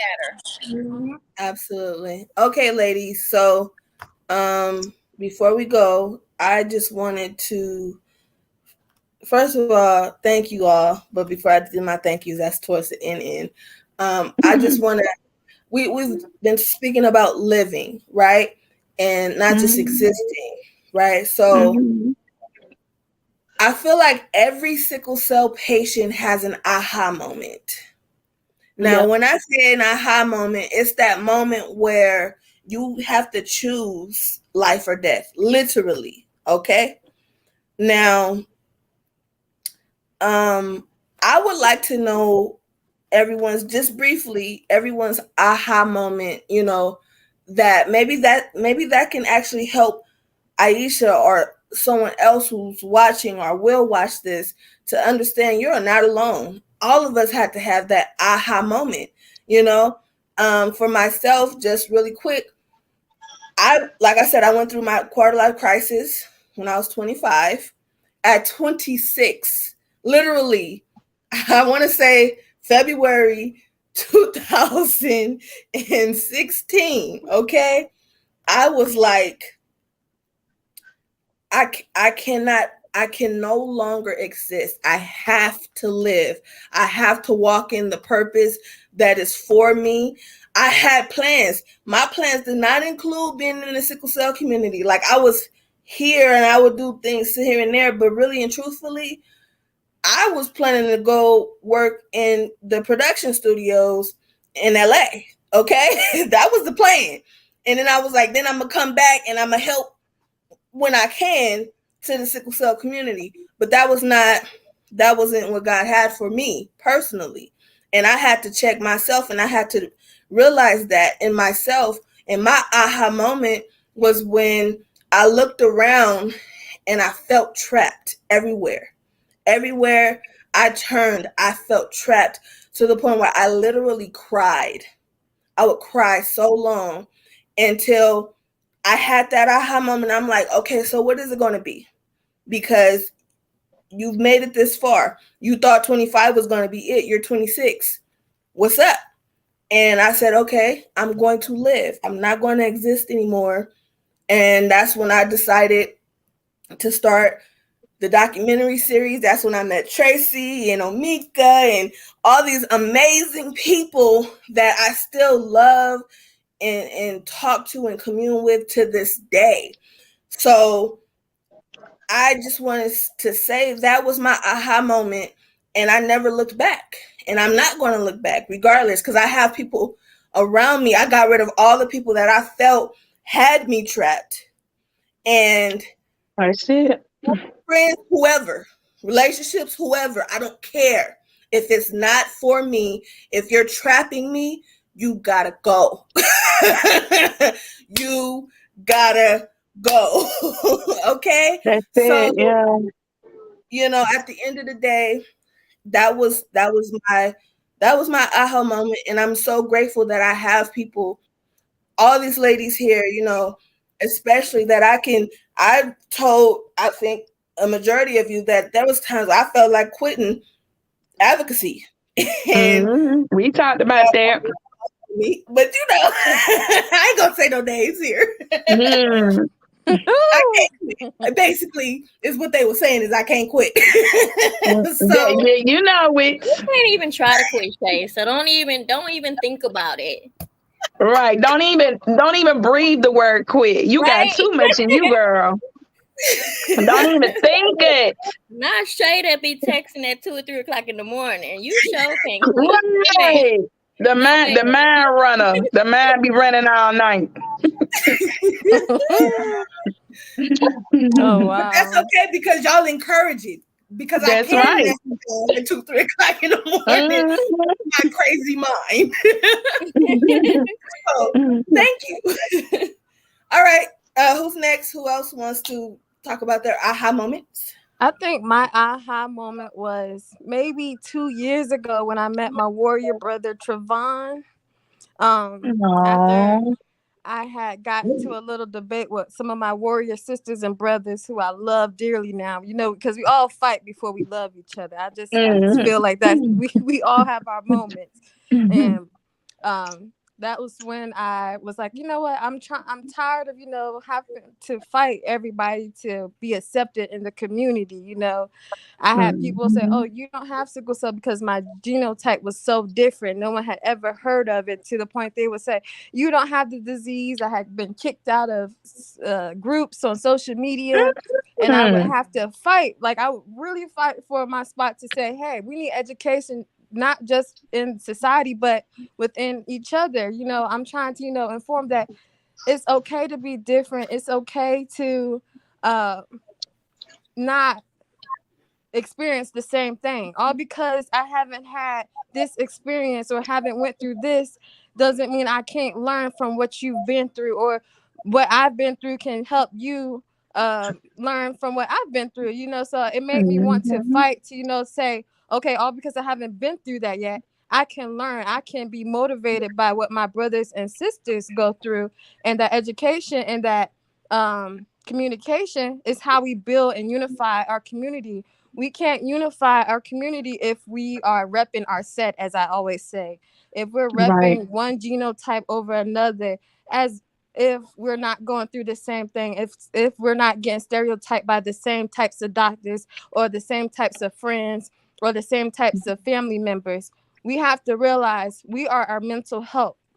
In order to get the next person through, we have to reach our hand down and pull them up and let them know, hey, you are not alone. Hey, I've been there. Or, hey, I know somebody that's going through it. Let me connect you to these. Let me show you that you are not alone. Because for the longest, I thought me and my sister was alone. And I honestly didn't understand it, because me and my sister were two different type of warriors. I was the warrior that was always in the hospital, and she was the warrior that got to do everything and never got sick. And I used to be like, well, she don't really understand because she's not going through what I'm going through. So I felt alone, although I had somebody. And that's when I realized that our disease is not one way. Our disease is not book. Our disease is by word of mouth. What you go through helps doctors know what to do, or what you can do for your children or your grandchildren or their children, and that communication is needed. And that was my aha moment when Trevon had told me, don't mute yourself, don't change your feisty ways, don't stop trying to educate people, or don't stop trying to unify people. Be that voice that's going to be the glue, be that voice that's going to bring people together. I remember sitting in the transfusion room, because I go to an oncologist, and the oncologist, it was a lady that was getting chemo that was sitting next to me. And this was my aha moment when she says, breast cancer has Susie B. Coleman.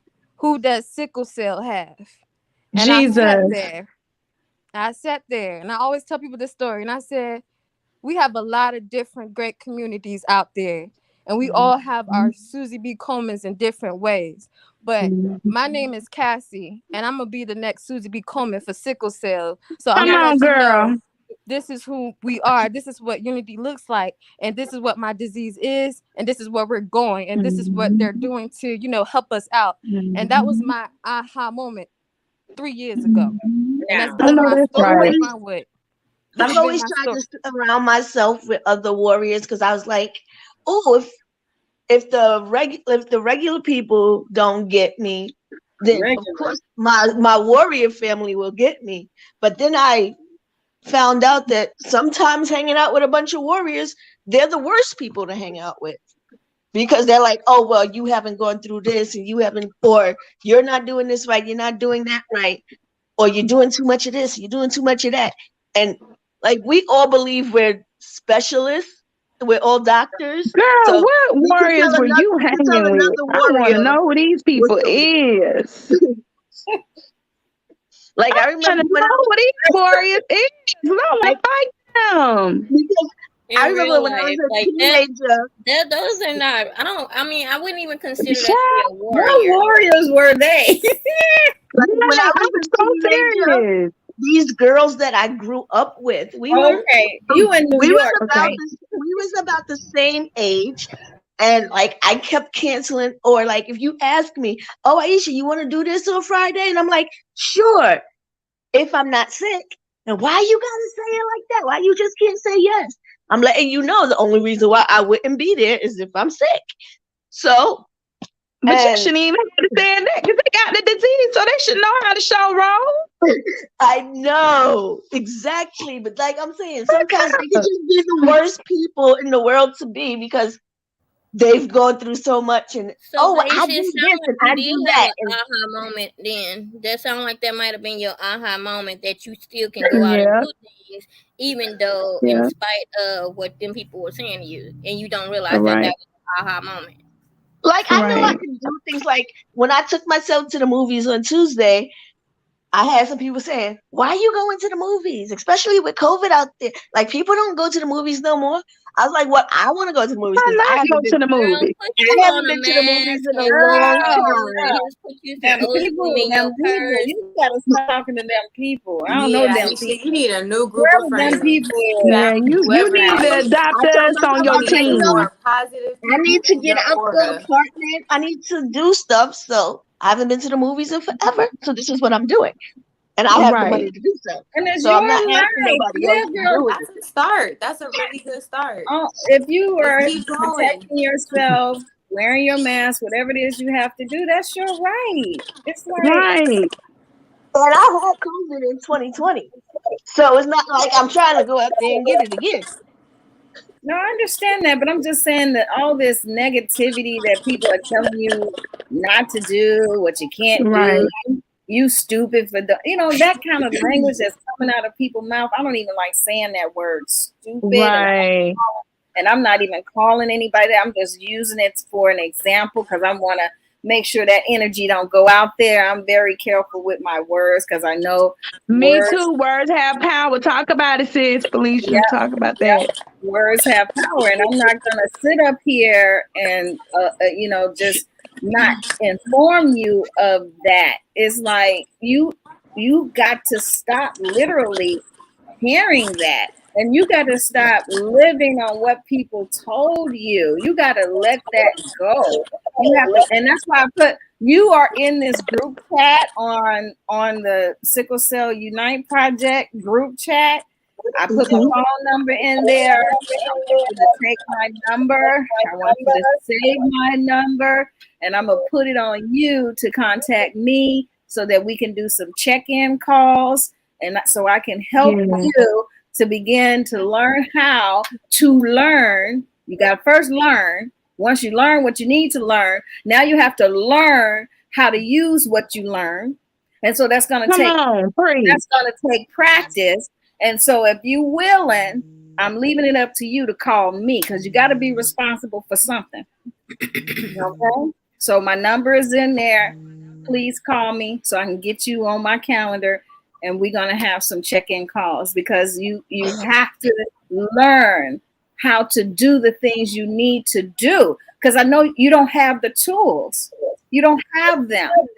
And I want to be able to help you obtain them for yourself. Okay? All right. Well, um, I'll I give Hey, don't my know. loves, I actually have to get out of here, but it was nice meeting all of you. Nice seeing you And again. more power to you. I wish nothing but love and blessings in all of your lives. And Yes, have and a keep good in touch. one. All Will right, sis. do. Thank you for joining. Okay, ladies, I have to do the technical, um, all this stuff for the men's conversation that's coming up in about a couple of minutes. Oh, it's So right after. Okay. right after. So Okay. I don't want to I hate to cut anyone off, but Oh I no, don't but you got to want prepare. to Yeah. yeah into their time. So sorry, I started choking and now my throat is weird. Um, Okay. but I would love to thank you Nice. all for coming, sharing your stories, being transparent, telling your telling your truth, and walking in your truth, whatever that looks like. We all start somewhere. that that is just the truth of the situation. So I just want everyone, if you have anything, really quick, brief you would like to say before we go, now's the time. But I please love your remember, say, positive words. I just oh, say, I just want everybody it's to be still, encouraged that has sickle cell. Like we all have different journeys that we have went through in life, but everybody goal is ultimately for us, one, to spread awareness and to be the best that we can be in light of our situation. So I just want to encourage everybody, don't ever feel like it's too late for you to get to a place in life. Don't ever feel like that your journey doesn't matter. Don't ever feel like circumstances are just too bad and you can't, and your health, if you believe that you can do it, you can do it. Like if Yes. you're no different than anybody else that might not have sickle cell or might live any other journey. Just keep doing and keep striving. Don't give up by no means. Don't let anybody put, like they always say, an expiration date on what it is that you are capable of doing. I just like to say thank you, Shavion, for like the opportunity to talk. Like I said, like this is one of my first opportunities to be able to even share my story amongst other warriors who have common goals and a common mindset. And I'm huge on mindset and goals and success. So just thank you all for like your words also. Like it has resonated with me and I know my own personal battles, such as parenthood. So just thank you for like the opportunity to get together, and I hope that we all can keep in touch, and this won't be our last conversation. And if there's anything I can do for each of you, just now knowing what I do, just let me know. Yay. Awesome. I always want to thank you, Shay, the queen that you are, for providing these wonderful platforms. I told you people show up for you. You got that. You got that. You got that. So keep up the good work. And I'm glad to be here. I was glad to talk to each and every one of you and get to meet some of you that I have not met before. And like I said, my info is in the chat. Y'all could, not this chat, but in the chat we are on, in Messenger. So keep in touch. With that, Mama Fifi, peace out. Bye. Good night, ladies. Yes. ladies. Uh oh. Okay, I thought I was not mute. Wait, Okay, where's your positive words? I'm about to say it. See you. I know you're looking forward to it. I know it gets you right here. I'm used to it now, so I was like, okay, I need this. Okay. So, without further ado, before I let you all go, I just want to say thank you again. You are all amazing. Your treasures, your jewels, and I thank you so much for trusting the process and trusting me to help share your story on this platform. And as always, Okay? That goes for you ladies, and that goes for everyone watching and everyone who will watch this. Start where you are, use what you have, and do what you That's can. what you can. Time for peace. Yay, thank you.